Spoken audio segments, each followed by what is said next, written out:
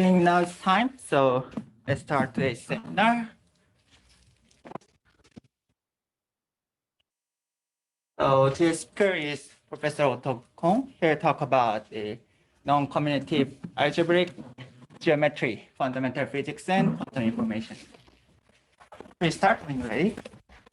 Thank you. Okay. Well, first of all, I really have to thank all the colleagues here and peers for having me here. I'm enjoying so a lot. Special thanks to my TO friend Peng Hong, who has to be over there because of his father. Now, the talk I'm going to give today, as I have said in the abstract, is really a broad sketch of a lot of things. Which is like all the chart. Yes. Yes, so it's like all the major results I have published in the previous few years. Okay. Well, my key interest, of course, is fundamental physics. But I put the title like that because I really think I have something new to say about non-commutative algebraic geometry or quantum information. I should say both, pretty much throughout the talk. And actually, I would be especially happy if there are practitioners in the fields that I can talk to. So, fundamental physics, of course, holy grail is quantum gravity. Now, this is always what I think. Quantum gravity should be some sort of geometrical dynamic of quantum spacetime instead of like quantum dynamic of classical spacetime. So, what Einstein taught us in this theory of general relativity that geometry is spacetime affair. So, gravity, I should say gravity is spacetime. It's the ramification of the spacetime structure. So in order to have a quantum theory of gravity, we certainly need to have a notion of quantum spacetime. And it seems to me all the other approaches to quantum gravity don't have that notion inside it very much, at least from the beginning. So this is one key reason I myself am not satisfied with those things.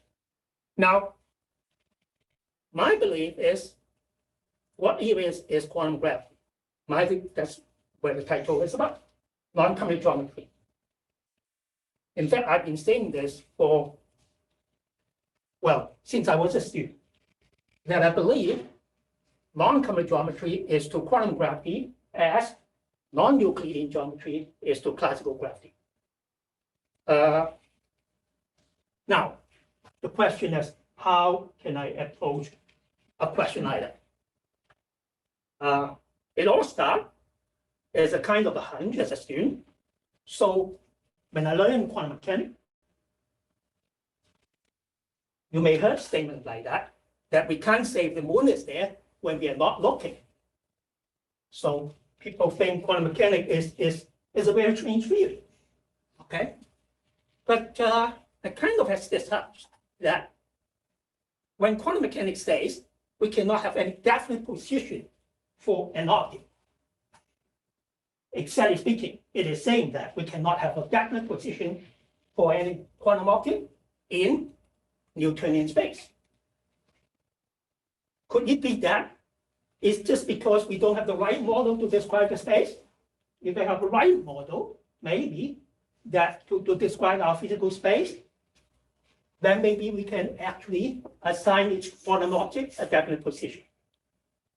And that right model of the physical space actually, I believe, comes from non-commutative geometry, as I'm going to show you.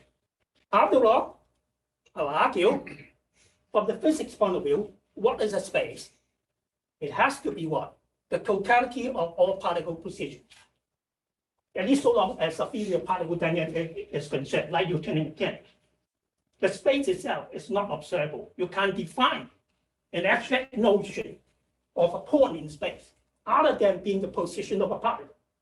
So instead of having a model for the space first and then build a dynamic.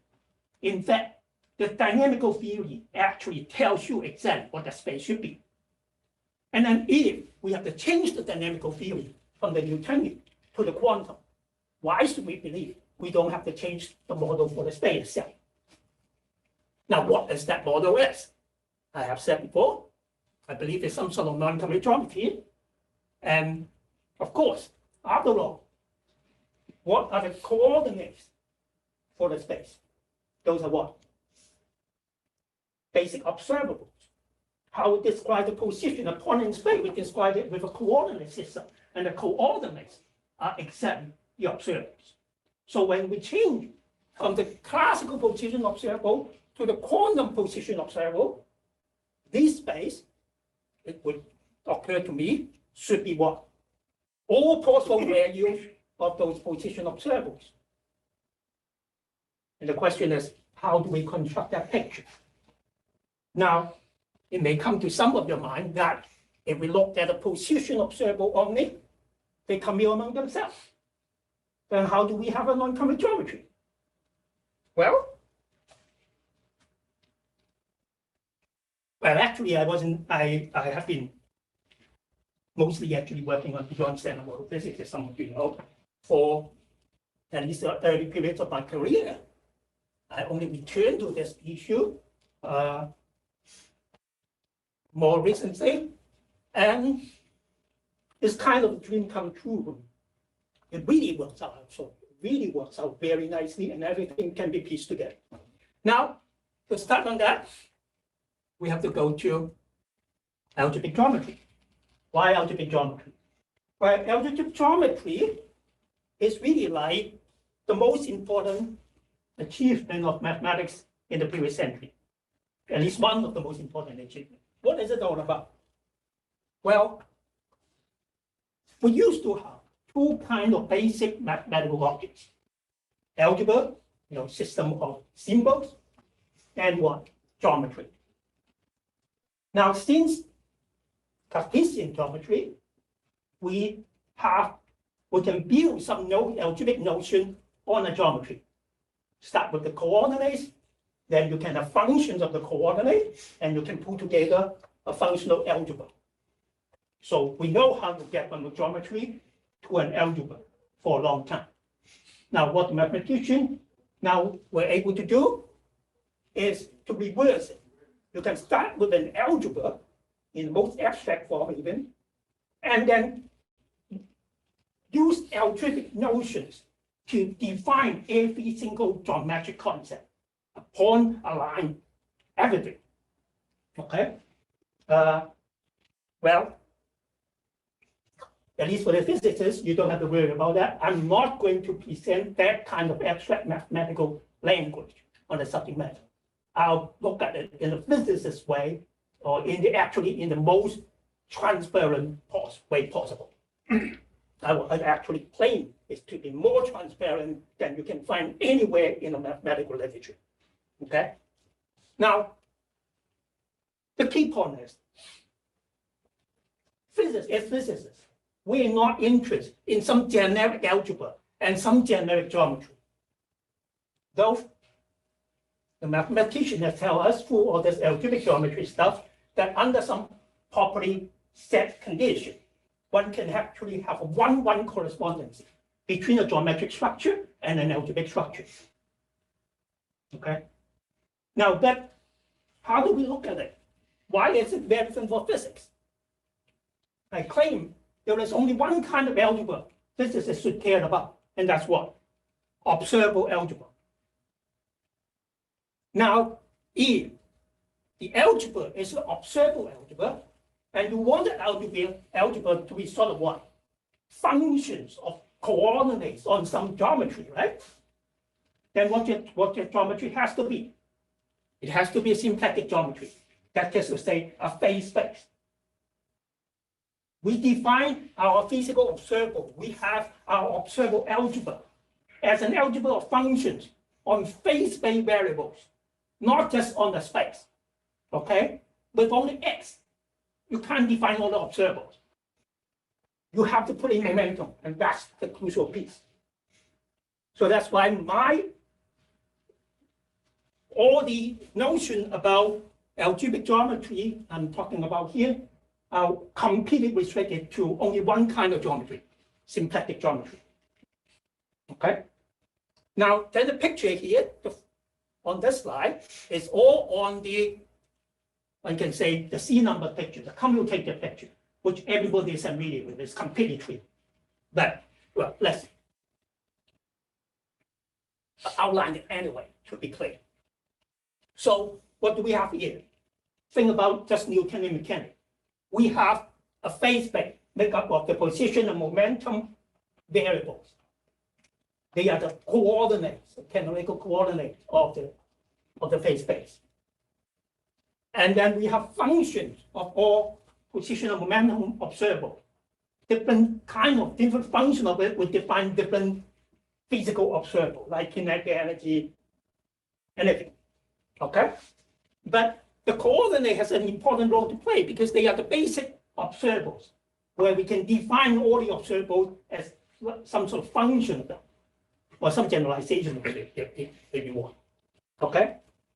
Now, how do we look at this notion of algebraic geometry, of constructing the geometry from the algebra?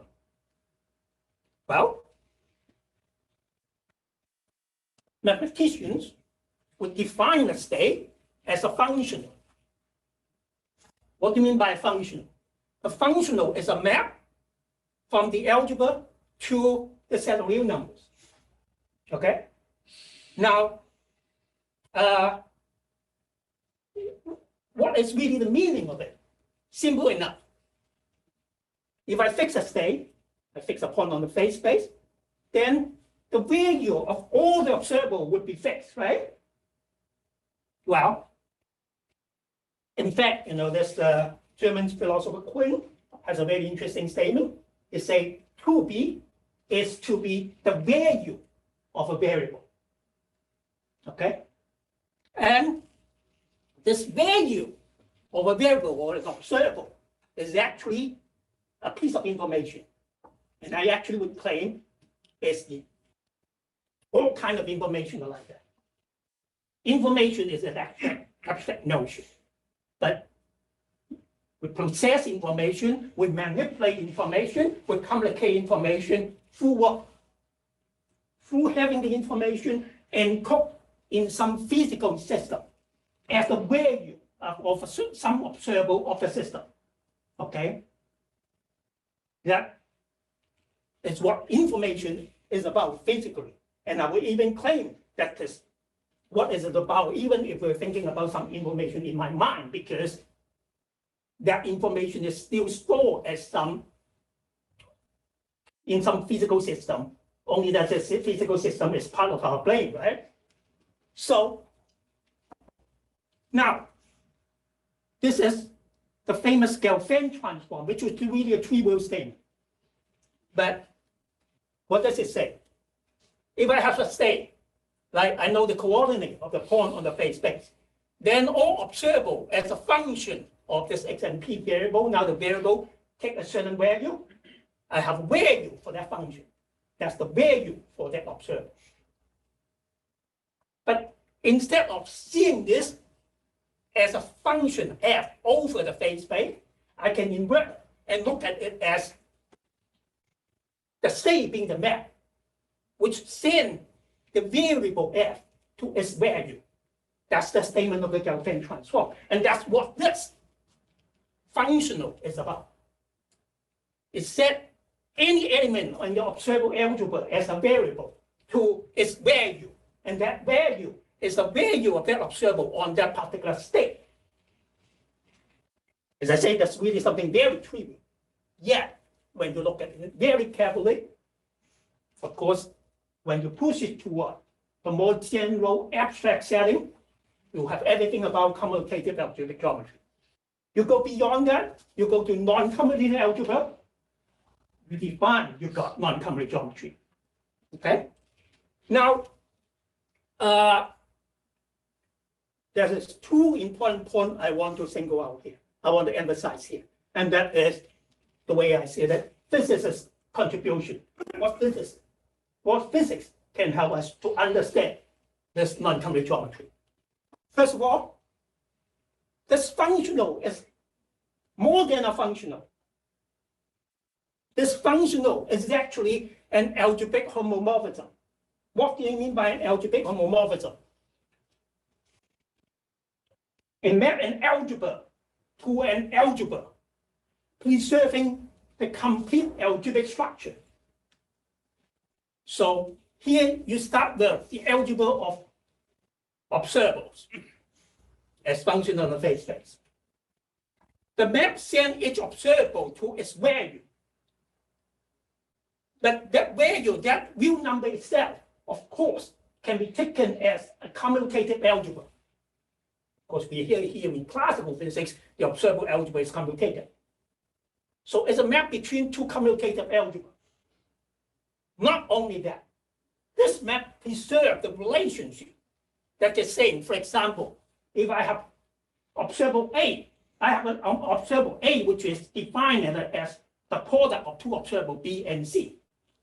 A equal to BC as functions of X and P. Then the value of A, of course, equal to what? The value of B times the value of C. Again, that's quite trivial. But that is actually the statement that the map is an algebraic homomorphism. And this is extremely important when we go to the non-commutative setting. Now, the other thing is dynamics. And I'll say the complete dynamic is in this equation, in the most abstract form. F is some observable, HS also just some observable in a sense. Or we will call it Hamiltonian function. And of course, this bracket is the Poisson bracket. And we have an equation like that, where this differentiation with respect to some parameter S, that parameter is related to the XS thing. Specifically, when S is t time here, then this equation is really dynamic. It tells you how the value of each observable change with time under a given Hamiltonian. And that whole setting is just what? Symplectic geometry. Okay? Now, we can go to the non-commutative picture, or I would call the pure number picture. Here, we have an observable algebra, which is a non-commutative algebra. And of course, the first thing to come to our mind is exactly what? The quantum observable algebra. Now, what is the phase space? We know that we have the quantum phase space for a particle as, say, a projective Hilbert space. Don't worry about the time word first, but later we'll come back to that. So we have here a projective Hilbert space, or the Hilbert space. Do we have the basic observable? Yes. All observables, all quantum observable in a sense for a particle are like functions of the position and momentum operators, right? So we do have basic observable, but not as real number coordinates. If they are coordinates, there's some sort of operator coordinate, non-commutative coordinate. But why is it so surprising that we have non-commutative coordinates for non-commutative geometry? The key point, though, the tricky point is, though, we know the quantum phase space, as I said here, a projective Hilbert space or Hilbert space, which is apparently some real number geometry or complex number geometry, commutative geometry. We don't look at it as non-commutative geometry. But what I'm going to tell you, what we have shown is that phase space is exactly a non-commutative geometry with the position operator and momentum operators as coordinates. Okay? Now, the key to understand all this is the evaluation map. Remember that the state taken as a map from the observable algebra to the set of values. But now I want this map to be taken not just as a functional, as I believe all the mathematicians are still using, but as what? As an algebraic homomorphism. As I said, for the commutative case, the functional is actually an algebraic homomorphism. But when we go to non-commutative case, if we still stick with functionals, we don't have any algebraic homomorphism any longer. All the non-commutative property of the algebra would be lost in the image. But we can easily retain all of that and have that algebraic homomorphism. That map the non-commutative algebra of quantum observables to the non-commutative algebra of value for those observables, and those values are some sort of Q number value or non-commutative value. In fact, I believe this is the key missing piece to understand quantum mechanics and understand non-commutative geometry. A notion of non-commutative value for observable, a notion of non-commutative number in the place of those real numbers. This is also, I believe, the key to understand quantum information. As I said above, a piece of information is really to be encoded as the value of an observable. So a classical piece of classical information would be the real number value of a real number observable, classical observable. Then a piece of quantum information should simply be the quantum value, the non-commutative value of a quantum observable. And again, we have the Hilbert space or projective Hilbert space is actually, I say it many times already, symplectic geometry. Some of you may not be familiar with that notion. I will go into that in more detail. But very naively, it is just this line, which is the exact parallel of what I just talked about in classical mechanics. But what is this? When we think about all this data as quantum observables operators, this quantum Poisson bracket is actually just the commutator essentially. Okay? And this equation is an exact analog of what? Heisenberg equation of motion. So Heisenberg equation of motion is really a non-commutative notion of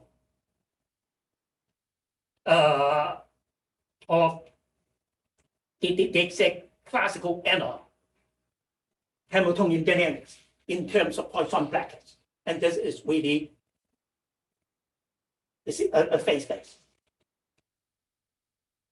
This Q space Yes. is some algebraic structure instead of not just a non-commutative or A from Q. Q Here, number. this one. This Oh. space is different from the C numbers. This or is supposed other- to be an algebra of the non-commutative values. So we have many algebras actually. Now, I'll give you the explicit construction, and you'll see how, at least I'll give you an explicit concrete way to look at that non-commutative algebra of value of a quantum observables. In fact, that's the thing I'm just about to do. Okay, so for the moment, I'll drop this because up to here is like the introduction. Now, when we go into the substance, I'll first completely answer your question about non-commutative value, and then I'll come back to quantum mechanics as symplectic geometry.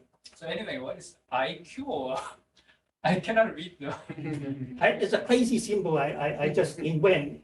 In fact, for this talk, I never write down something like that before, okay? So I just need something to knock down, okay? So don't worry too much about it at the moment. You know, it's just a symbol, but I'll tell you what it is, as I said. Okay, let me elaborate a little bit more. The notion about the evaluation map being an algebraic homomorphism.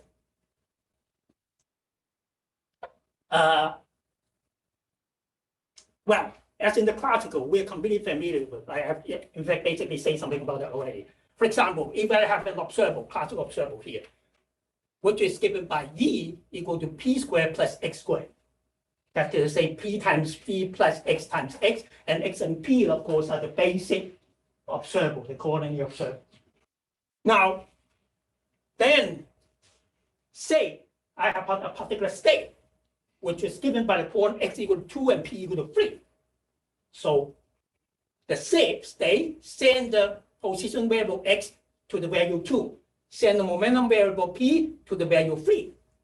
Then it would send the observable E to its value, which is exactly given by this, right?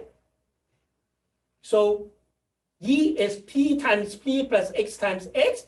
The value of P would be just the value of P times the value of P plus the value of X times value of X.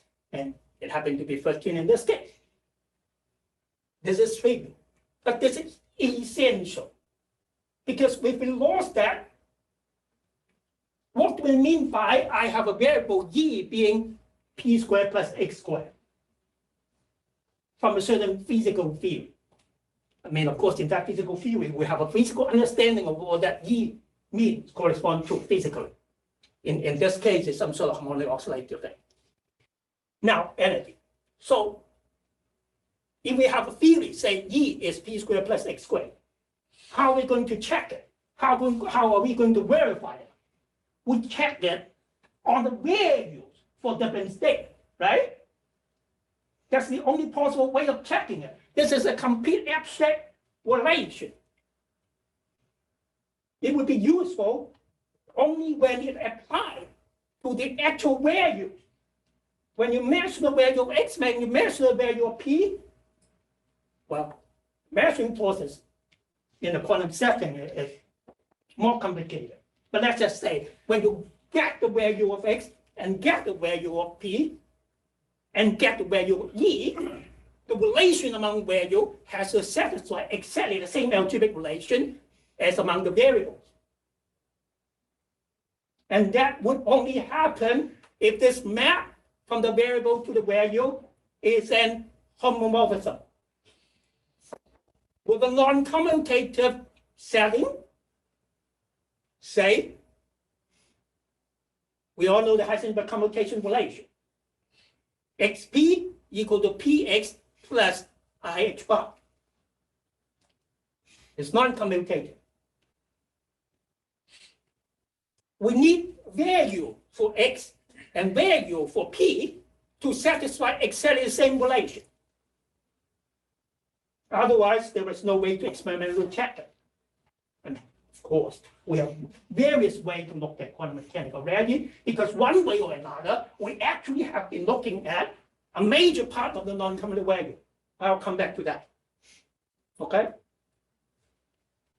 But I say, here I'm going to give you an explicit construction, how to define that value. It's all there in the quantum theory itself. Okay? So the key point is, intuitive values are not classical. People used to think classical physics is intuitive, and quantum physics, some would even claim is counterintuitive. I hope I can convince you after talk today that quantum mechanics is actually as intuitive as classical mechanics. But you have to be careful about one thing. Don't take anything familiar as intuitive. We have some space outside there. That's intuitive. The space being Euclidean geometry. I don't see anything intuitive about that. You ask a kid who never learned geometry in class what that space is about, and you talk to the kid that, you tell the guy that, oh, it doesn't have to be a kid, you know, it could be some learned person who never learned geometry, which is quite impossible in the present world, unfortunately. That's why I talk about kids. But anyway, with such a person, and then you tell this guy about Euclidean geometry,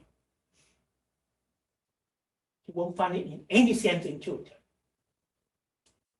any explicit mathematical theory is an abstract construction. Being abstract means it's not intuitive. It is generally some abstract notion that is trying to put some intuitive, but by definition, weak concepts into some exact form. That's the abstraction process. But by doing that, you're adding something to the original intuitive notion. And that extra something, there may be a lot more than one way of doing that. Okay? In fact, back to Quinn again, he have another famous statement. He called real numbers the convenient fiction. Well, you can read some books on philosophy of mathematics, and you will see something like that's a statement like that, which is actually easy to understand. Real numbers doesn't exist. Numbers doesn't exist. I mean, it doesn't exist as an object in nature. I can give you a watch. I can give you a piece of paper. I can't give you 1, 3, 2, not to say 1.2. Those are abstract symbols. In that sense, human creations to represent some conceptual notion. There is no reality in the real numbers. Okay? So that's Quinn's work. The real numbers are convenient fiction. Now, well, real numbers are convenient fiction so long as classical physics is concerned. Anyone know some quantum physics? No, it's not so convenient. What we need is no non-commutative value, as I say here, which is just what? Our new convenient fiction. The new fiction that is convenient for quantum physics. Now, the foundation of this comes from a paper in 1990 by 3 Italians. Well, they don't give you any notion of non-commutative value, but they give you one thing. For any quantum observable, like an operator beta, one can define this function. Well, we all know about it. It's just the expectation value function. If we want to pick one single real number to represent that value of the observable, the best choice actually would be what? The value of this expectation value function, the expectation number, the expectation value. But we have more than just the value. We have the whole function. Now, what these gentlemen were able to do is this. Well, they don't do it in this way I'm showing you here. It's, after quite some effort with my students that we worked it out later. They give it in some very abstract differential geometric language. But that's basically what it is. So since for every operator beta, we can define a function on the Hilbert space or projective Hilbert space. In fact, the Cn are just what? Hilbert space coordinates. Okay? Well, any state can be written as a complex linear combination of a set of orthonormal base vectors. One thing some of us may forget about it is this complex number are just coordinates for the phase space. In fact, they also serve as so-called homogeneous coordinate for the projective space. Okay? So in that sense, if that is the phase space, these are the phase space coordinates. Okay? And observables given by the operator beta can be completely represented by this function on the phase space. So quantum mechanics is actually not so different from classical mechanics. Same thing here. Observables can be defined as functions on the phase space. Okay? And here I'm talking about the phase space in the usual sense as the infinite dimensional Hilbert space or projective Hilbert space. Now, what this Italian gentleman introduced is this thing. They call it a Taylor product. What the Taylor product is, I have, for observable beta, I have an f beta function. For another operator gamma, I have an f gamma function. Can I construct the function f beta gamma for the operator product beta gamma from f beta and f gamma? That's what they present, this so-called Taylor product, and it's given by this expression here. So f beta gamma is given by f beta times f gamma plus this thing. The v are what? As shown here, coordinate derivatives of the functions. Okay? So, and then one can check. First of all, this product is actually non-commutative. The way this v beta n and v gamma n bar come in is different. This n bar is the derivative with respect to z n bar, the conjugate coordinate. Okay? So that's why this product is actually non-commutative. Or you can see that here, if I write out the v beta gamma n, the functional coordinate derivative of this f beta gamma is in this form. This, of course, is the matrix elements. Okay? And you can see, obviously, f beta gamma doesn't equal to f gamma beta. But more importantly, this map from the operators to their corresponding function from the beta to f betas is a homomorphism, is an algebraic homomorphism, or isomorphism as well. Okay? Now, what we do is really, what we did is say, like, so long as you think about it, so long as you appreciate what I've been talking about, then this is trivial. You define the non-common value of a quantum observable beta by this infinite series. The first term, if the f is the f beta value for the state, the later terms are what? The value of the coordinate derivatives, the first coordinate derivatives. Okay? So you have infinite number of coordinates, then you have infinite number of this v beta n. So this is a set of, in that sense, a sequence of infinite number of complex numbers, but that define one non-commutative value. Now, then I can just put the evaluation map as defined on this Taylor border the Italians introduced. And then I will have the homomorphism from the operator, from the observable to that non-commutative value. I mean, of course, to really explicitly appreciate that, you will have to work on the mathematics. Or you can check out our papers. But isn't it easy to appreciate the idea? Okay? Because you have this relation between each observable and a function on the Hilbert space or projective Hilbert space. With the operator product given by this particular product, which again is actually easy to prove, especially when you work on the Hilbert space level, but the expression will be a little bit different here. Then, you know, going to the value is trivial. Now, maybe I should highlight this one here first. There's nothing strange.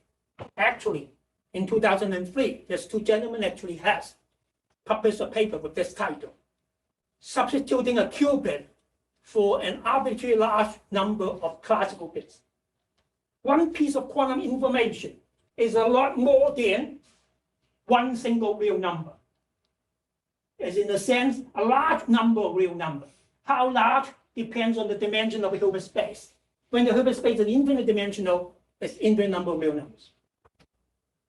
Okay. But let's look at it another way. Let's take the textbook notion. The textbook tells you that for a quantum observable, if you do a projection measurement on it, you'll get a eigenvalue. But the theory cannot predict which eigenvalue you'll get. What the theory can predict is if you repeat the measurement on the same state many times, you will get a statistical distribution, right? And the theory would predict the whole distribution. Now,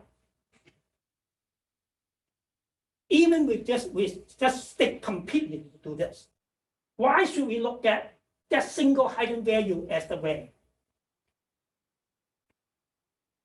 We can't even predict it. It doesn't tell us anything. You measure once, you get an eigenvalue. It doesn't tell you anything about the system. Because you don't know if you're just lucky and get some extremely rare event, right? Yet, how do we actually verify quantum mechanics without the non-commutative value notion so far? We look at the whole distribution, right? The theory predicts the whole distribution. And if you have to describe the whole distribution, how many real numbers you need? Infinity. So even if we just stick to something like that, instead of taking a particular eigenvalue outcome or the expectation value as the value the theory predict, I would say you should take the whole statistical distribution. That's all the full information you have. Why throw something away when you already have it? Then you're actually very close to my non-commutative values. Yet you're not there. Why not there? Because if I have I know the whole distribution for a particular observable beta. I know the whole distribution for another observable gamma. I still cannot construct the distribution for the operator product beta gamma. I cannot have that algebraic homomorphism because the whole distribution doesn't really get full information that the quantum theory actually predicts. It lost some phase information, some relative phase information. This non-commutative value I have here catch it complete. Nothing, no single information is lost. And it's actually not so difficult to understand. You just have to think about what? Taylor series expansion. I look at a function at a point. I can use a local Taylor series expansion. I have information not just about the value of the function at that point, but information carried by the derivatives. Here, we in a vector form. We don't have to take all the derivatives. We only have to essentially take only the first derivative. Because the second derivative is essentially fixed by the matrix element. And the higher derivatives are all determined by the lower order derivatives. That's the special property of this kind of function. You take an arbitrary function on even as in a phase on a phase space, you don't have it. But if it's a function that corresponds to some operator on the Hilbert space that way, then someone has shown that you have this special property. The first two order derivatives are essentially all the independent derivatives. And the second order derivative is essentially the matrix element. So you've got the matrix element, you don't need that. Okay? There is, and such functions, as I say here, they are called Taylorian functions. That is Italian authors. Their special property is they give Hamiltonian folds that don't, I mean, of course, Hamiltonian folds preserve the symplectic structure. But they give Hamiltonian rows which don't just preserve the symplectic structure. They also are isometries, meaning they preserve the metric, they preserve distance. Okay? And that's the special property about, in that sense, quantum physics. Now, one interesting notion back to quantum information. In fact, this is what I've been working on the previous few weeks. Here, there is this paper from Dodge and Hagen in the year 2000, talking about notion of locality of quantum information from the Heisenberg picture. And I make it as in the Heisenberg picture. The basic thing is they're saying, if we look at the observable instead of a state, we can have a composite system with an entangled state. But if we look at the observables, there is a way to see that even for an entangled state, we have all the quantum information are stored in a way that completely respect locality. Okay? And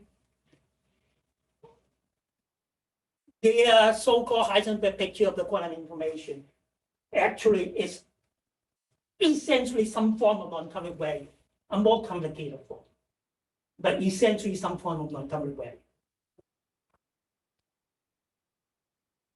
So,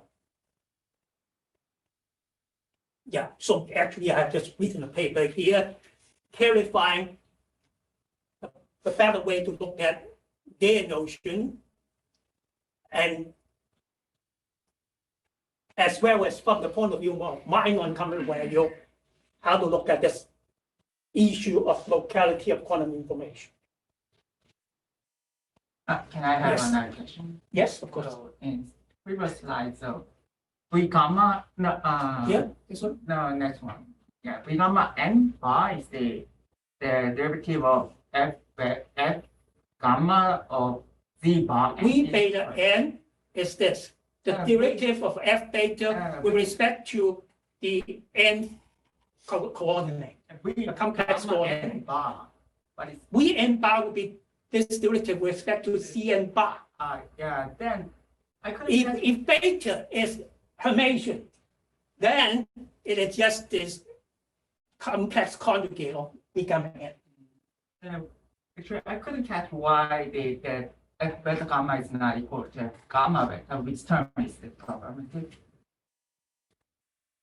You mean you switch the two? Yeah. Of course, the switch to two, the product is the same. But f gamma beta is not obtained by switching this. It would be obtained by what? F gamma n and f beta n bar. So which one is the complex conjugate? That's the difference. And when you sum up that difference over all the coordinates, you got a completely different answer.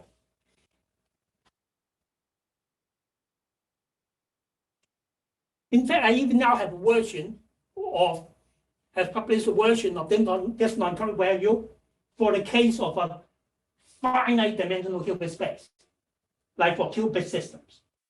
And I also have an explicit version of it in the language of the wave function, okay, where I explicitly verify, like But they share the same n, right? And this relation. I explicitly verify that in the functional form for the wave function as coordinates. Yeah, it's the same CNs, but this is differentiating with respect to CN. This is differentiating with respect to CN bar. I mean, simply substituting that wave. Let me write it here for you.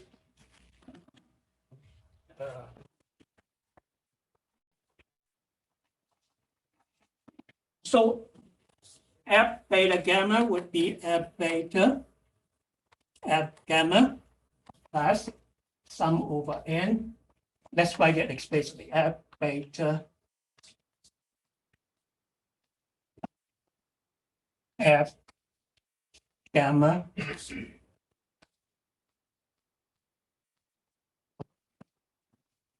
F gamma beta would be F gamma beta, which is of course the same as F beta gamma, plus F gamma Cn bar F beta. No. F beta gamma Cn bar.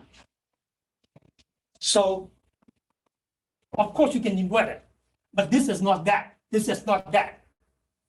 I mean, when you substitute that part, Which part?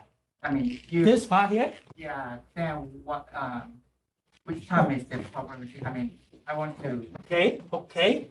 So when I have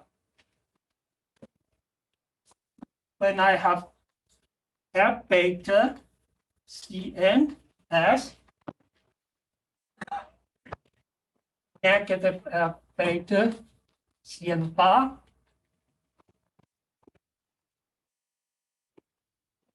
plus some Zn bar M bar M beta N. Let me give you something more first. Let's stick to Hermitian operators. Then I can simplify this thing. This is the complex conjugate only.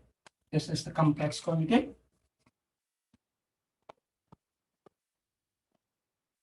Okay. So in fact, it's simple. If you like, you can write this thing out.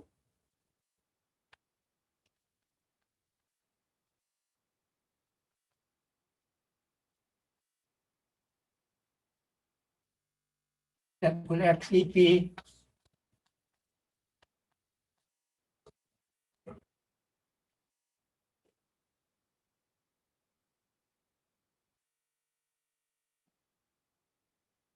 and you can see here, if beta is Hermitian, this is just the complex conjugate of that. But it's a complex number. A complex number doesn't equal to its complex conjugate. As simple as that. Okay? Is that okay?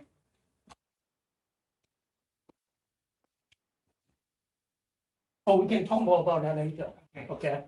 I mean, but we have to move on. I'm running quite a bit already. Okay, so then let's just move on. Now, I basically have finished here the story about the non-commutative value. But I want to emphasize one thing. That there's just one particular representation of that non-commutative value. Obviously, I can choose a different orthonormal base. Then the same state would be represented by different complex number. And all this V beta n thing would be completely different. That doesn't represent a different non-commutative value, because the same non-commutative value represents differently.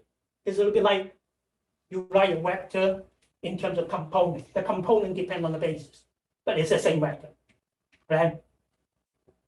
So you should really think about the non-commutative value as an element of a non-commutative algebra. But of course, you can, each algebra is a vector space. You can choose a base for the vector space and use some sort of component form to write the element. That's what it's about. Okay? So that's, having said that, I can leave the non-commutative value for the moment, and then we go to the other parts. As I say, the key is symplectic geometry. Let us try to understand it better here. In fact, my unique approach to non-commutative geometry here is exactly on this, the emphasis on symplectic geometry, completely just on symplectic geometry, and use quantum dynamics to inform us, to tell us how to better look at non-commutative geometry. From the result of which, we can use that non-commutative geometric picture to better understand quantum mechanics. And this is not just about quantum mechanics. This actually gives you a scheme to go way beyond quantum mechanics. Okay? Now, But let's start with the simplest thing first, classical. Classical mechanics, of course, is symplectic geometry. We know the equation of motion in the Hamiltonian form. And as I say, actually, this equation are just a more general form of this equation. That any observable has a Poisson bracket with some Hamiltonian function. And this Poisson bracket and the function satisfy this differential equation. You can think about it as, for example, this sigma could be t, as I said, time. Then this ht would Newtonian time. Then this ht would be what? Would be the energy observable, right? The Hamiltonian. What the physicist Hamiltonian.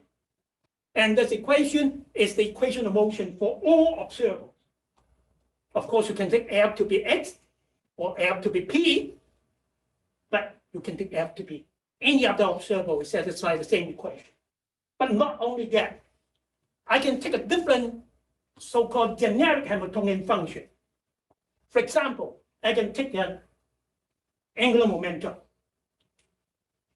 In that sense, the angular momentum is some h theta.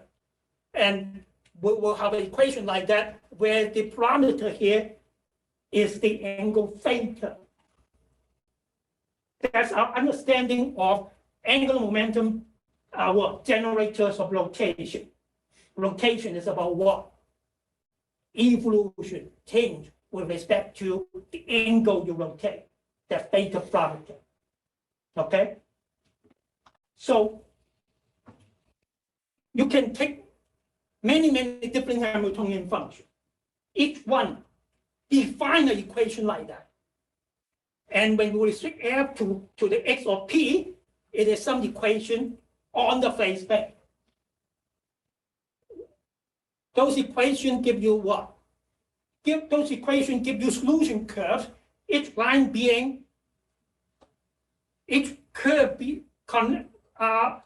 is a curve connecting points with the same value of x sigma. When you're on a different curve, you have a different value of x sigma, which of course correspond to like different initial conditions. Okay, but that's what are the Hamiltonian flows. Okay, and each such curve can be seen as a sequence of lines, each characterized by a monotonic increasing value of the real parameter sigma. In the group theory language, this is a one parameter group of transformation. Okay, with the H sigma being the generator. That is the, I would say, the proper picture of Hamiltonian mechanics. That one single equation, which includes complete information about the symplectic geometry, and the actual physical dynamic is just about which one being the HT. Of course, that's a part that the mathematics cannot catch. Okay.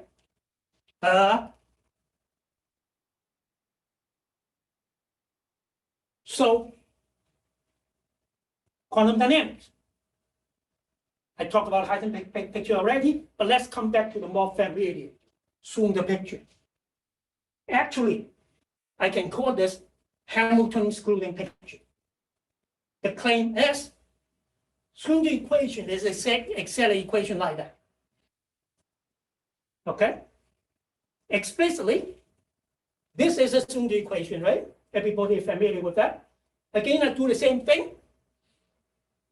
Write the state in terms of normal base with coordinates Cn. Okay?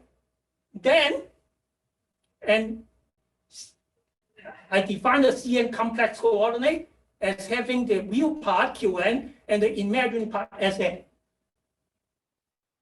Then this Schrödinger equation, when you substitute in this coordinate to represent the state, actually give you a set of equations like that. The coordinates, the Qn and Sn, evolve according to this Hamilton equation of motion.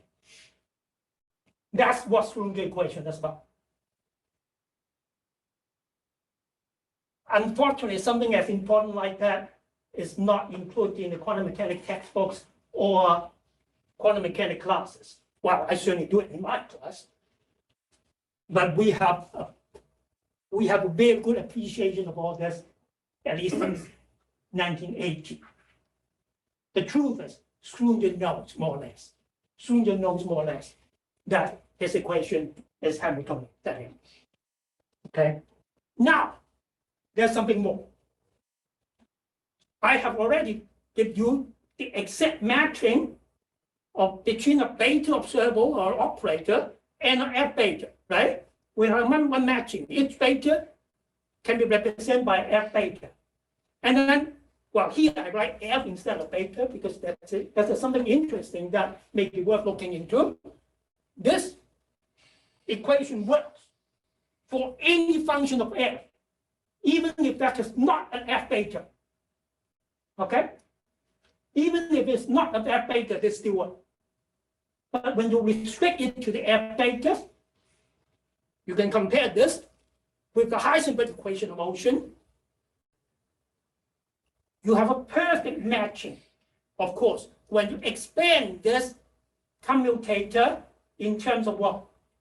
I mean, a commutator, of course, is just beta gamma minus gamma beta, but then you can match it back to the Taylor product, right? And you can see the perfect matching between the two. In fact, if it's just a little bit more bold, you will be able to identify this. I can write this. Hamilton equation of motion. But here, I have the non-commutative coordinate, the position operator, momentum operator. I'm defining partial derivative of Hamiltonian operator with respect to the position operator or momentum operator. Through what? Through the structure, of course. Excuse me. Yes? The first line, what is F beta sigma? Where does it come from? F beta sigma is any generic Hamiltonian function on the symplectic manifold. Any generic Hamiltonian function. And F is any smooth function. So F beta sigma is a fixed one. Some fixed. Well, I write it, yeah, it's fixed in the sense that each F beta sigma fixes a sigma. But you can take different F beta sigma, which will give you different sigmas. As I say, if this is the physical Hamiltonian, sigma is the Newtonian time. If this is the angular momentum, sigma is the angle theta. If this is momentum, sigma is x.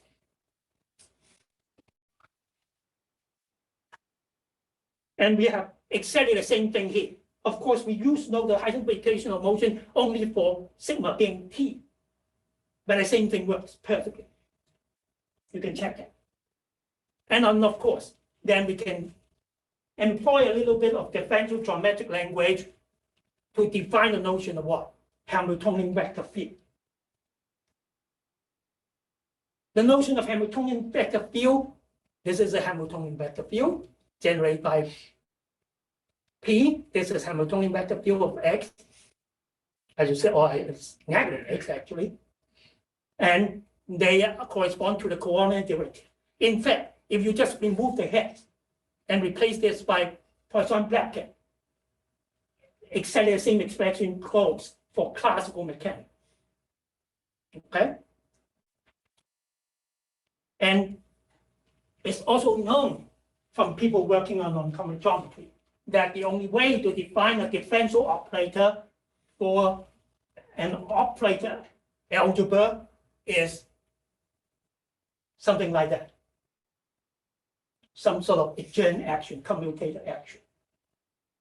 Okay.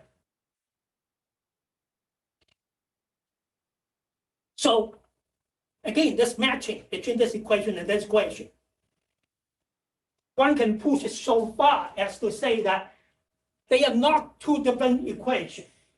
They are the same equation described in different coordinates.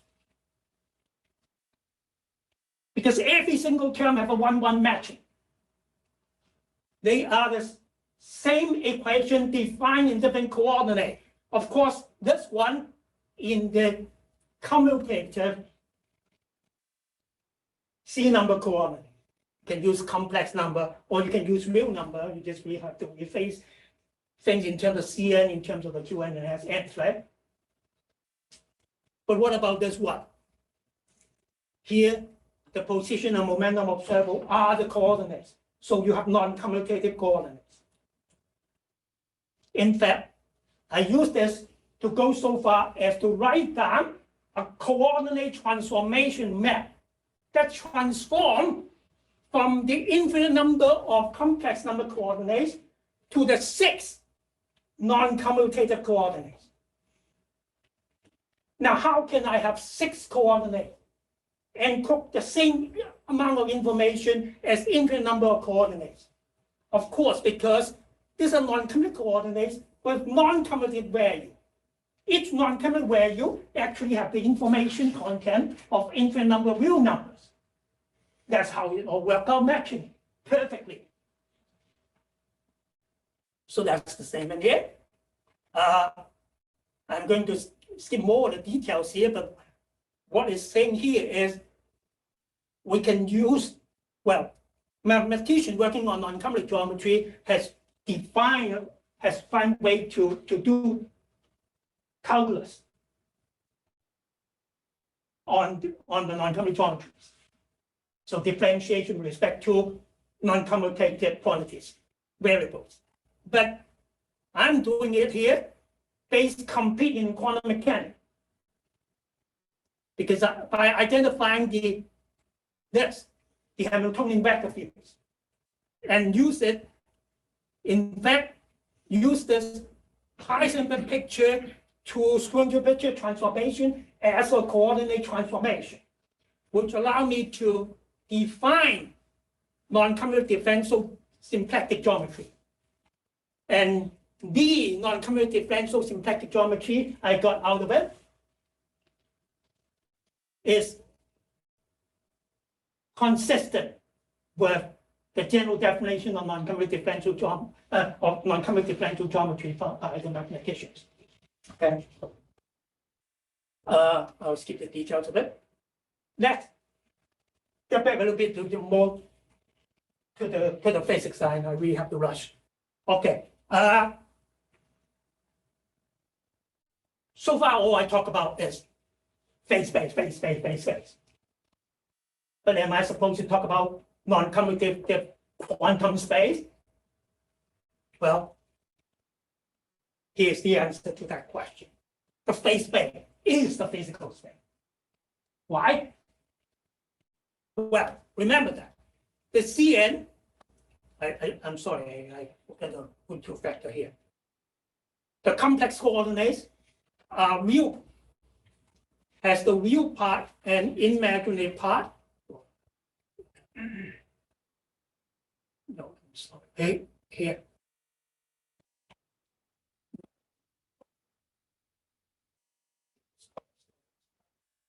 Here, of course. You see, the real part, Qn, are like the configuration variable. The imaginary part, Sn, are the what? Momentum variables, right? So the real part is the configuration variable. The imaginary part is the momentum variable. But of course, we all know that if I change the Zn by a phase, then of course, this complex number, the real part and imaginary part of it, would both be some combination of Qn and Sn, okay? And this is a transformation which has no physical consequence, meaning it's a perfect symmetry of the field. That tells you what? That tells you, so long as quantum mechanics is concerned, there is never clear separation conceptually between configuration variable and momentum variable. In a way, they are bound together forever, which which one is the real part, which one is the imaginary part, which one is the configuration variable, which one is the momentum variable. It's a matter of choice of coordinates, choice of reference frames. That is the answer. And I will do it more explicitly later. So basically what it is we have some sort of quantum symmetry, I would call quantum relativity symmetry, the fundamental symmetry, where that Hilbert space is a representation space. From the symmetry language, we can work out everything. And we can show that the phase space is actually the physical space. This is like what? You think about Minkowski space-time. Of course, in Minkowski space-time, we're talking about Lorentz symmetry. Space and time are not conceptually independent of the space-time. Which direction is time, which direction is the space, is a matter of choice of reference frame. Because the whole Minkowski space-time is an irreducible representation of Lorentz symmetry, in which we cannot cut them into two separate parts. Lorentz symmetry doesn't have a representation, which is the time, the Newtonian time. It doesn't have a new representation, which is the Newtonian space. It has only this as one of its irreducible representation, the Minkowski space-time. You can separate the space part and the time part from one another only at the non-reducible limit. So long as Lorentz symmetry is concerned, the two parts cannot be separated. So we have exactly the same picture here. So long as quantum physics is concerned, you cannot cut the phase space into a configuration part and a momentum space part. That separation works only at the classical limit. At the quantum level, you have to take the whole thing as a whole. That's why we never talk about quantum configuration space in quantum mechanics. We have a phase space, but you cannot somehow just throw away the momentum variable and get a configuration space as the space model. Okay? So that is really the answer to that question. And if you look at it, then when we even go back to classical level, it should be the same story. Yes, I would say so. Except that, in a sense, if you think about, for example, the metric for classical phase space, I mean, of course, when we talk about metric for the phase space, we have to put x and p in terms of the same units, right? We have to measure them in the same units. Now, what would be the corresponding unit? A naive thinking would be Planck length correspond to Planck momentum. If you think about it like that, then you immediately realize that you write a metric in this form. In a general classical situation, the PP part really doesn't matter. They will be way small. Any dx is large compared to Planck length. Any dp is small compared to Planck momentum. So nothing inconsistent. Okay. So actually we have a whole picture of quantum mechanics as particle dynamic on this quantum space, which is exactly the Hilbert space, but can be described as a non-commutative geometry, non-commutative symplectic geometry in terms of non-commutative coordinates and their values. This actually completely answered the Einstein Bohr debate. In fact, I was joking about this just in the common room. I was sitting there next to the picture of Einstein, and when I leave the seat to get some food, the Einstein picture actually fell onto my seat. And I was jokingly saying, I hope Einstein would not be unhappy with what I'm about to say here. In fact, I was thinking it should be perfectly happy with it. You be the judge. There is a non-commutative quantum reality. All quantum observables, all physical quantity are actually take a non-commutative value that is a full quantum information, the piece of quantum information carried by the observable. But that the only probability. The Heisenberg uncertainty is just this thing actually in the language. Okay, so part of the quantum value, the non-commutative value, encode the full Heisenberg uncertainty. Okay, so as I say, the non-commutative value contains full information, which is more than the full statistical distribution of the projected measurements. A more tricky question is this experimentally accessible? Is this only theory or does it have any practical value? I claim it has all full practical value. Why? As I say, what a real number? We don't have real numbers in nature. Or, keep saying this, right? In any practical measurement, we can only get real number answers. But how could that be true? How could that be true? Real numbers are not part of nature. Now, if you think about it carefully, the answer is simple. The real number answer we get from our apparatus when we're measuring things. We get those real numbers for one and only one reason. We put in the real numbers. We calibrate the measurement scale with real numbers. The measuring equipment, the pointer may be pointing at one point. That point doesn't correspond to any real number. We make it so by putting up the real number scale. We calibrate the apparatus with real number. That's why we get real number answers. That's what both forgot and believe measurement has to give a real answer. Even a simple measurement like I measure the length of this desk with a ruler. We're just comparing distance. Why do I know that distance on the ruler is a certain amount of meters? Again, because I calibrate it with real numbers. We put in that real number model. It is only a model, forever only a model. Nature never said that point corresponds to a real number. In fact, it says, at least quantum mechanics says, it corresponds to some non-commutative number. So maybe we only have to learn to calibrate our equipment with non-commutative numbers, with non-commutative values. Then we can measure non-commutative values directly. Well, I don't know when it would come. I don't believe I have any that kind of genius to do an experimental job like that. But at least we analyze in our papers. If you look at the non-commutative value of that infinite sequence, I can show you explicitly every piece of information, every complex number in that sequence is experimentally accessible. Okay? So it can be measured in principle. No problem about that at all.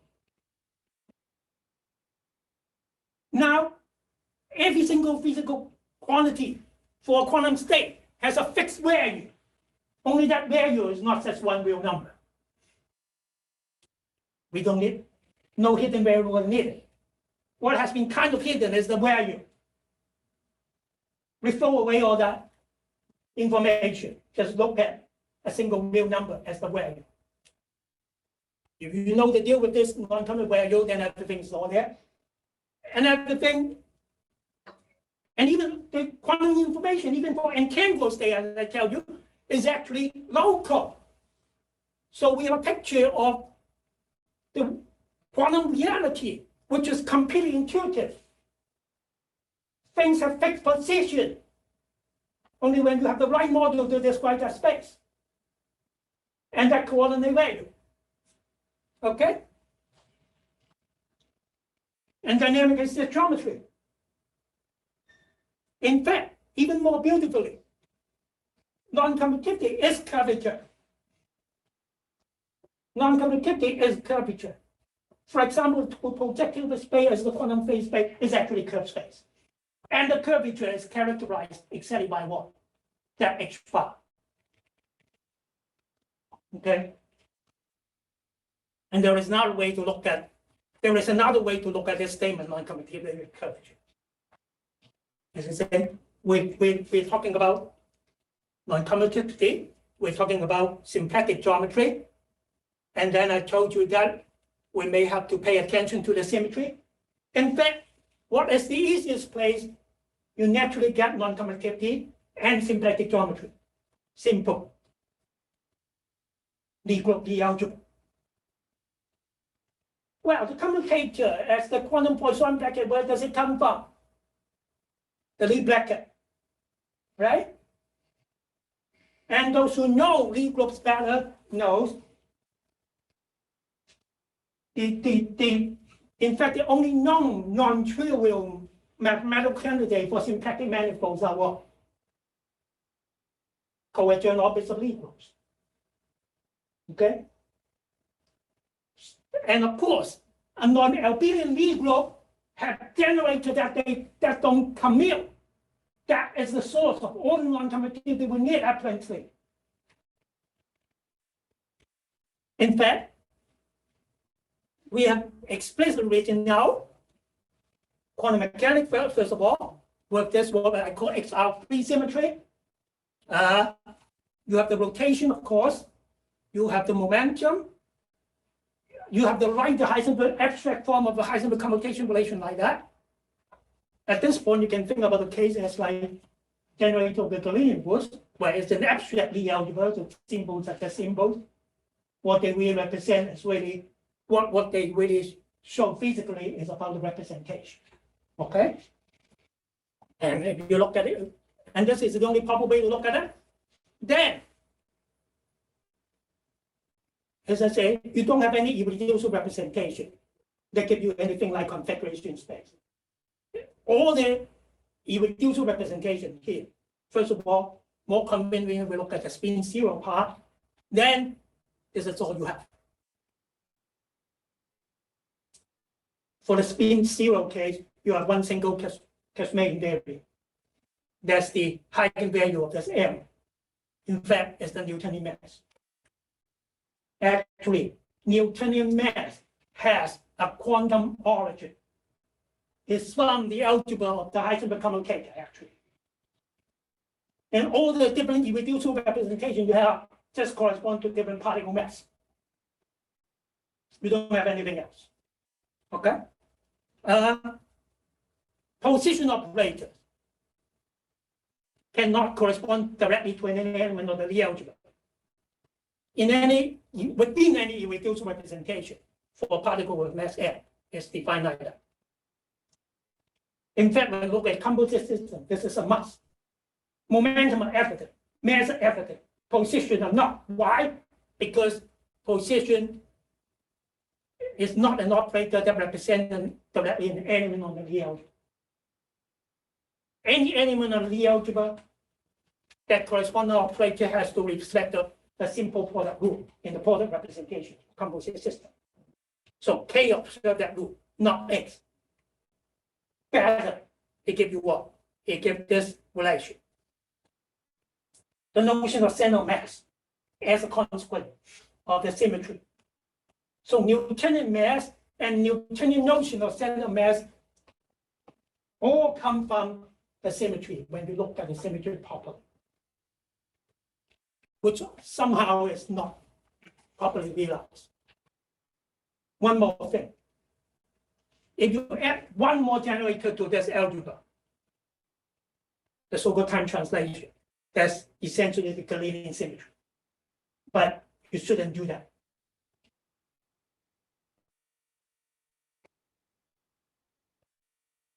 On the whole dynamic theory of quantum mechanics, you don't have time there. You don't have time as or time translation as a part of the fundamental symmetry. Time comes from what? Right here, right? Time comes from the t of that xt. And this x sigma in general can be what? Any observable. So, and a genetic observable is obtained by a representation of something like the universal entropic algebra of this Lie algebra. Not necessarily an element of the Lie algebra at all. Okay? In fact, it cannot be. If you take Why it cannot be? Because in a practical dynamical situation, the time evolution depends on the potential. And different systems have different potential. You cannot encode that. So a same particle under different potential have a different Hamiltonian. That cannot correspond to the same element in the Lie algebra at all. What is HR or HR13? That's how I call this Lie algebra or the symmetry. What's the name? If you drop this part, you look at spin zero case, it's essentially the Heisenberg symmetry or the Heisenberg-Weyl symmetry. So the R means, free of course means you have free X repeat. The R means you have rotation. In fact, I have an extra one free easily that I'll come back to. I'll go to next, which is what is needed for the Lorentz covariant quantum mechanics.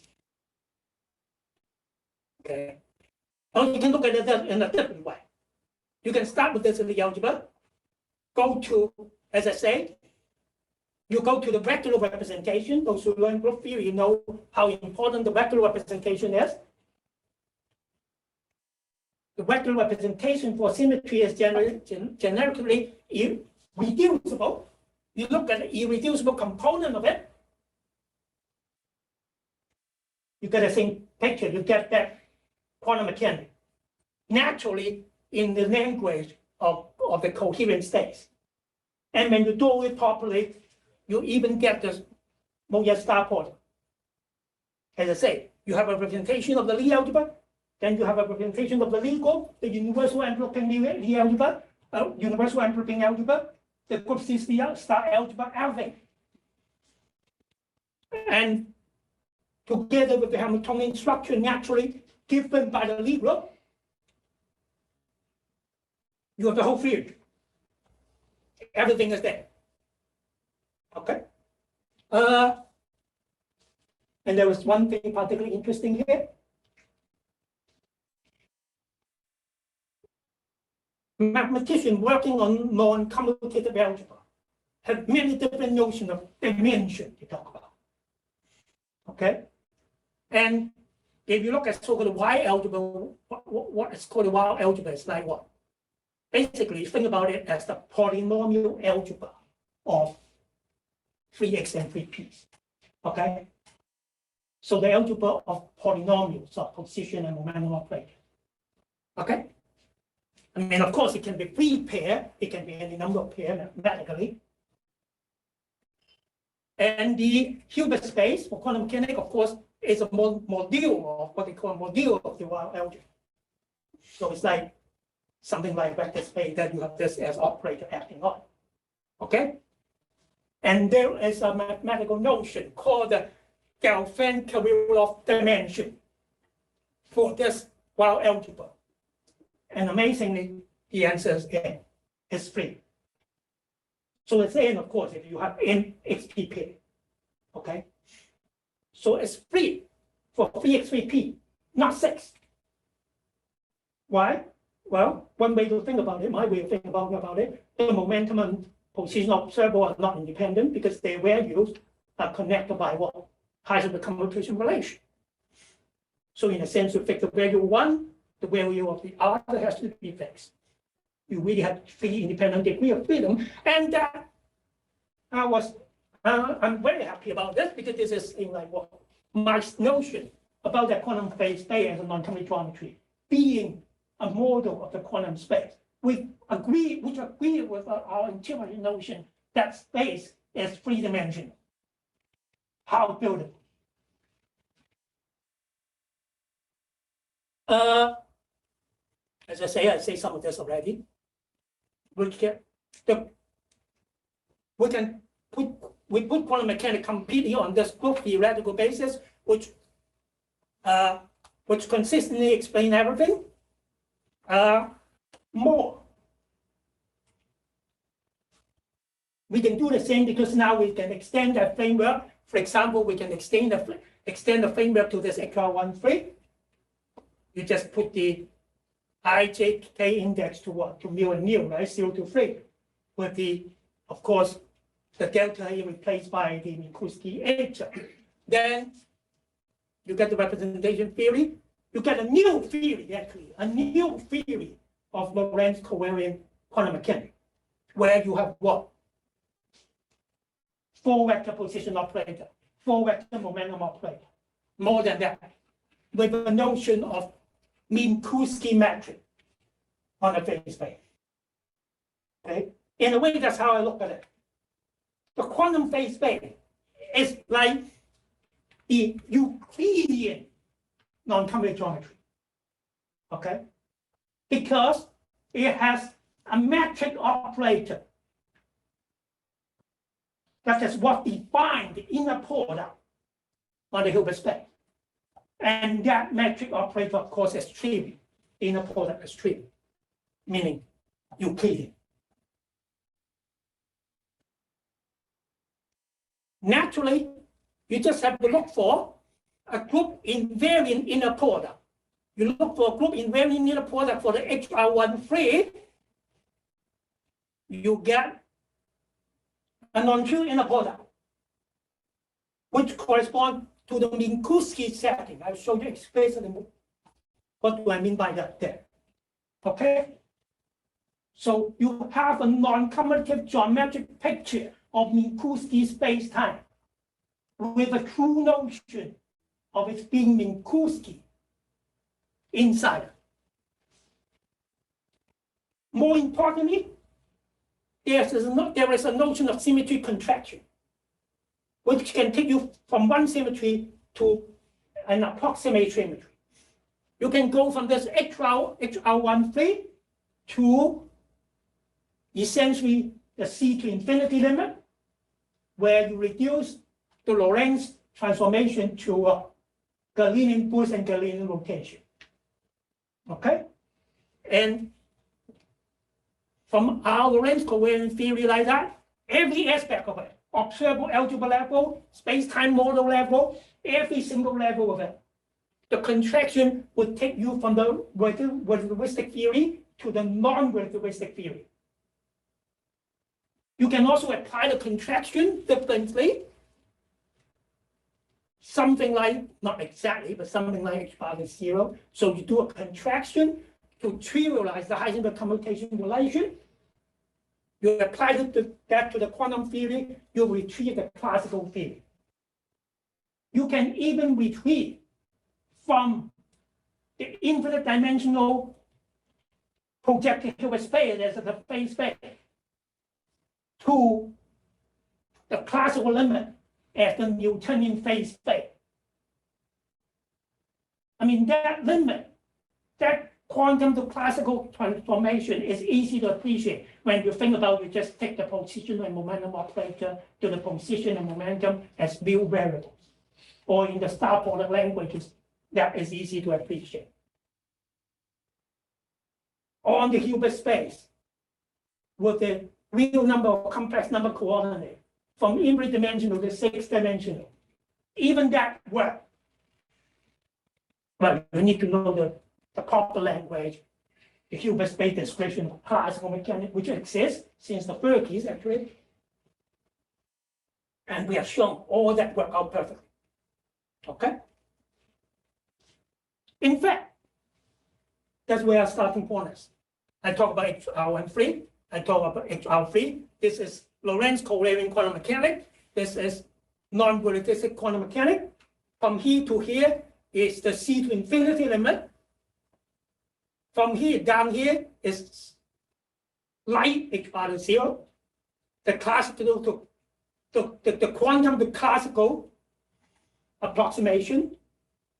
So we have a theory at this level that have every arrow here works. Okay, you can go to the classical limit, the non-relativity limit, the non-relativity classical limit.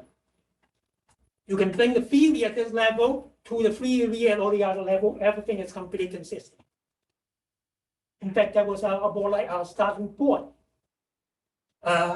Deformed special relativity.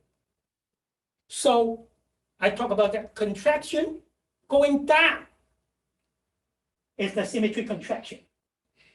Going backward is what is called symmetry deformation. And that's the notion of deformed special relativity, which is a little bit like my starting point. In fact, the notion of deformation quantization, is a deformation of the observable algebra, which in my language can be completely formulated as a deformation of the fundamental relativity symmetry. So here, backward, right? Quantum to classical is the contraction. Classical to quantum is the deformation. If you deform the Lie algebra, you deform that representation of it, and you deform the corresponding observable algebra. And that is exactly the deformation quantization deformation. Everything is together in this consistent block. But the interesting notion is a Lie algebra or Lie group, how much it can be deformed or contract.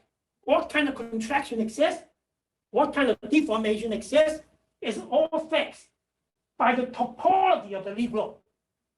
There is nothing arbitrary about it. And you go on the deformation side, you can keep deforming it until you cannot deform it anymore. That's called a stable symmetry. For example, a simple Lie algebra is stable. It cannot be deformed at all.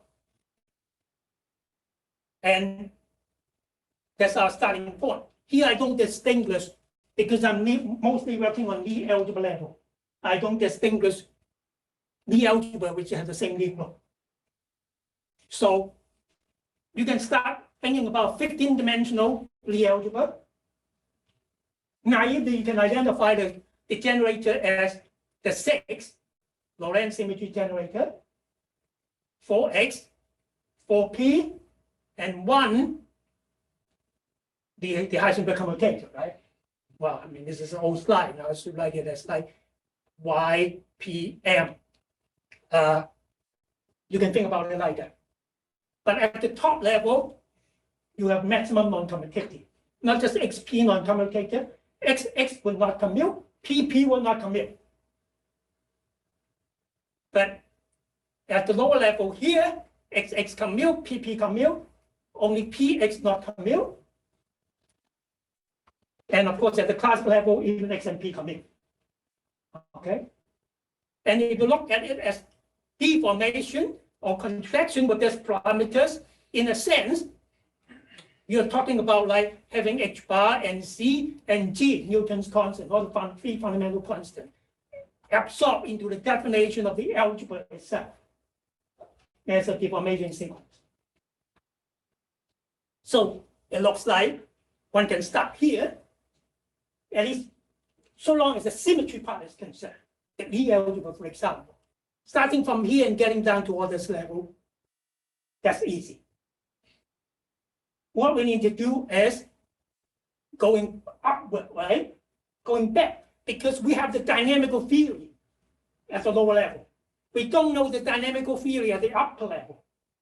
But if the dynamical theory at the upper level has to arrive at the dynamical theory at the lower level as an approximation through this quite rigorous symmetry contraction scheme, then you have something well grounded to look at the theory at the upper level. Anything you construct there would give you back what you want as the correct theory at the lower level as an approximation. Well, we haven't really started working on this part yet, but at least we have now completed all the lower part firmly and working on better understanding. Okay. Now here, a few words about my Lorentz covariant quantum mechanics. We have the symmetry being HR13. I talked about that already.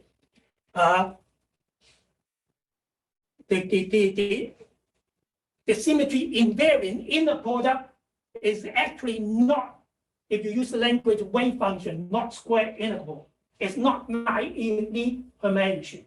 If you like, it's pseudo-Hermitian. The inner product is defined by a metric operator, it's eta hat.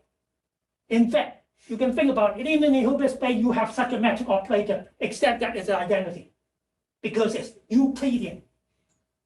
Right here, it is Minkowski. Only the Minkowski thing will fit in with the Lorentz symmetry. The usual textbook language, that square integral, that square integral thing as the inner product of two space-time wave functions in relativistic quantum mechanics, that textbook tells you. I can say those are total bullshit. That is not Lorentz invariant, actually. Not only that, it's not Lorentz invariant. It's not well defined. It's not well defined. Because if you can think about a wave function that decreases fast enough at infinity. Okay? You use something like spherical polar coordinate. Then non-relativistic case, as R goes to infinity, phi R goes to 0, fast enough. It's square integral. You have an extra volume factor from integrating the solid angle, but that's finite because the rotational group is compact. You go to the non-relative analog, it completely fell because now the sort of radial direction, the magnitude direction can be both positive and negative. And the solid angle thing containing Lorentz boost is non-compact. That volume element is infinity. You can never properly define that integral. But our case here, where we have explicitly shown, is perfectly finite. It's an exact analog of the non-related case when put on the relativistic setting. Except that, as I say, you need a non-trivial metric operator here. And this thing is called metric operator actually by Pauli. Dirac and Pauli work on something like that for a while, but they don't go on. Part of the reason is even difficult to read their work because they're doing relativistic physics without even distinguishing upper index and lower index coordinates. Okay. But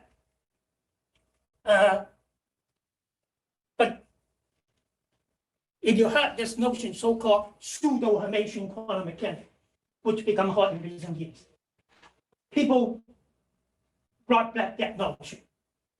That's the notion of pseudo-Hermitian quantum mechanics. And this so-called pseudo-Hermitian in this setting is nothing strange.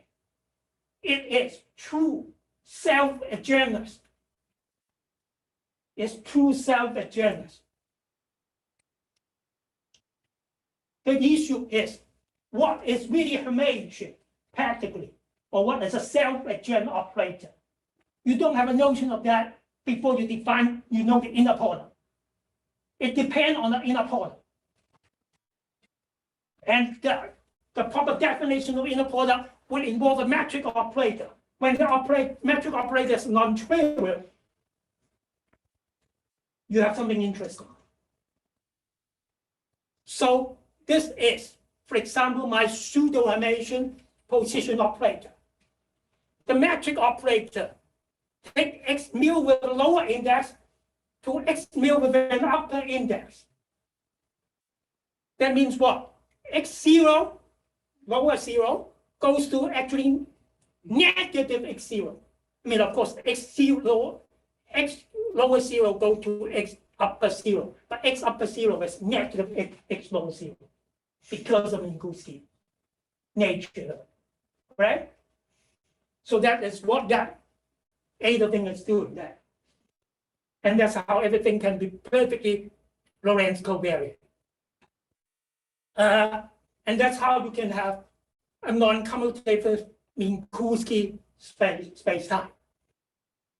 More than that, I'll claim. Is my next part. In fact, this is the last. I'm sorry, I've been taking longer than quite a bit longer than this needs to be. If we want to go to gravity.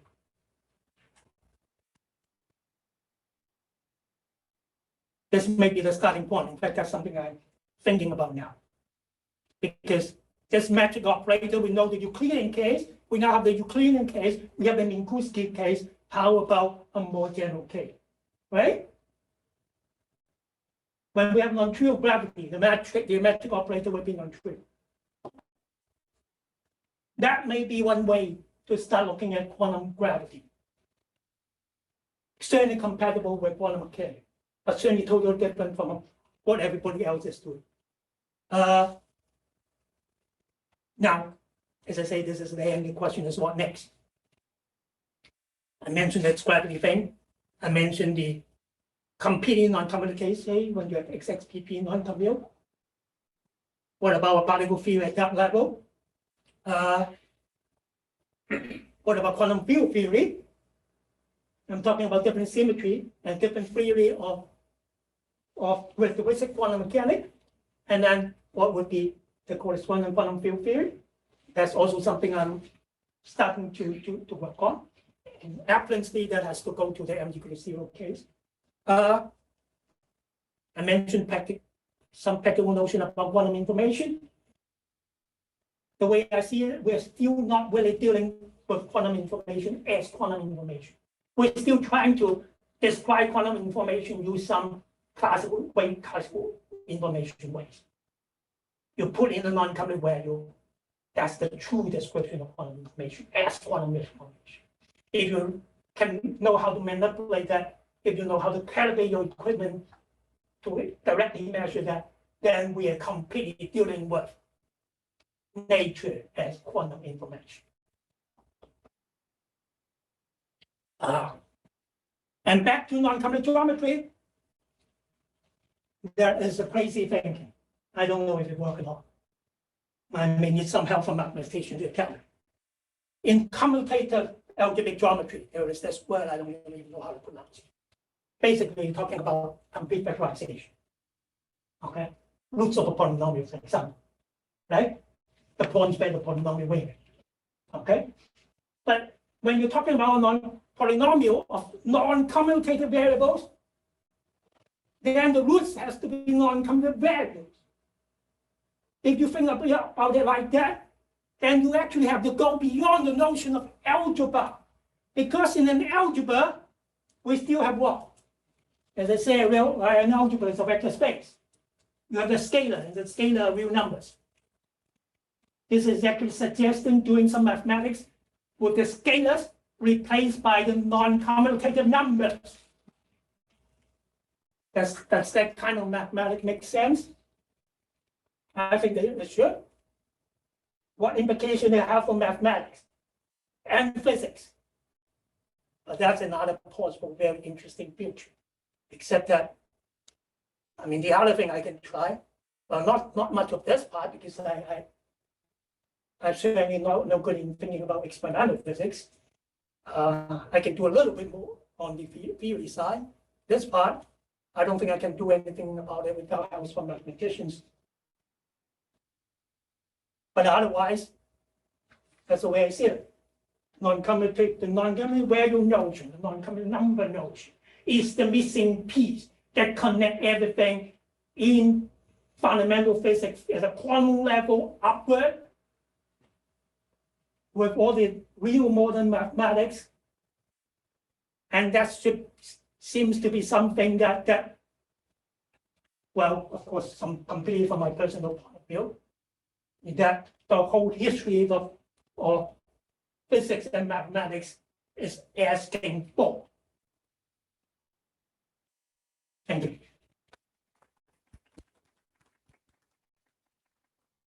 Thank you for the nice talk. So any questions or comments? Any question from Zoom? Well, it's getting late and we have question. You know, we'll always talk about it over there. Or of course, any of your interest, interest in knowing any detail about any part of it. I'm still here for like 2 more months. You can always come to my office. Right. Contact me for email. So, yeah, if not, we can end the seminar this time. Thank you for attending. Thank you for